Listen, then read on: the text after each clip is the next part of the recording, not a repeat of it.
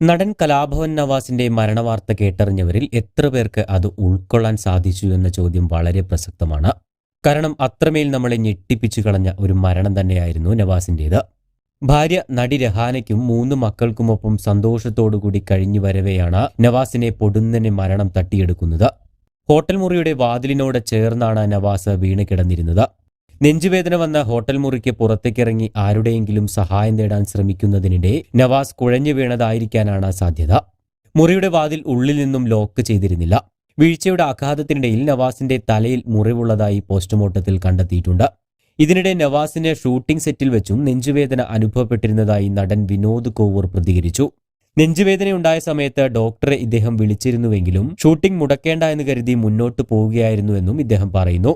Shooting കഴിഞ്ഞ ശേഷം ആശുപത്രിയിൽ പോകാമെന്ന് കരുതിയിട്ടുണ്ടാകുമെന്നും എന്നാൽ അതിനു മുൻപ് രംഗബോധമില്ലാത്ത കോമാളി വന്ന ജീവൻ തട്ടിയെടുത്തുവെന്നുമാണ് വിനോദ സമൂഹ മാധ്യമങ്ങളിൽ പങ്കുവച്ച കുറിപ്പിൽ പറഞ്ഞത്.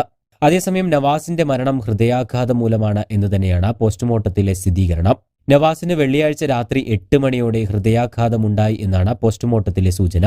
ഇതിനു മുൻപും ഹൃദയാഘാതമുണ്ടായതിന്റെ ലക്ഷണങ്ങളും പോസ്റ്റ്മോർട്ടത്തിൽ കണ്ടെത്തിയിട്ടുണ്ട്. പോസ്റ്റ്മോർട്ടം നടപടികൾക്ക് ശേഷം നവാസിന്റെ മൃതദേഹം ആലുവയിലെ നവാസിന് ഏറെ ഇഷ്ടപ്പെട്ട തന്റെ മൺവീട്ടിലേക്കാണ് കൊണ്ടുവരുന്നത്.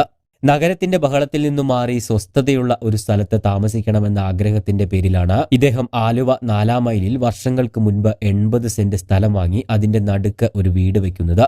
മണ്ണുകൊണ്ടുള്ള വീടുകൾ തന്നെ ഒരുപാട് ആകർഷിച്ചിട്ടുണ്ടെന്നും അതുകൊണ്ടാണ് സ്വന്തമായി വീട് പണി കഴിച്ചപ്പോഴും മണ്ണുകൊണ്ടുള്ള ഒരു വീട് പണിതത് എന്നുമാണ് ഇദ്ദേഹം പറഞ്ഞത്.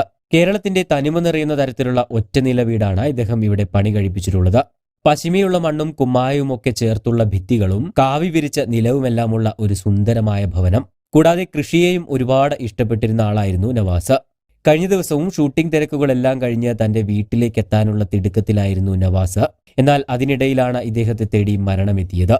വീട്ടിലെ പൊതുദർശനത്തിന് ശേഷം ആലുവ ടൗൺ ജുമാ മസ്ജിദിൽ മൃതദേഹം ഖബറടക്കും.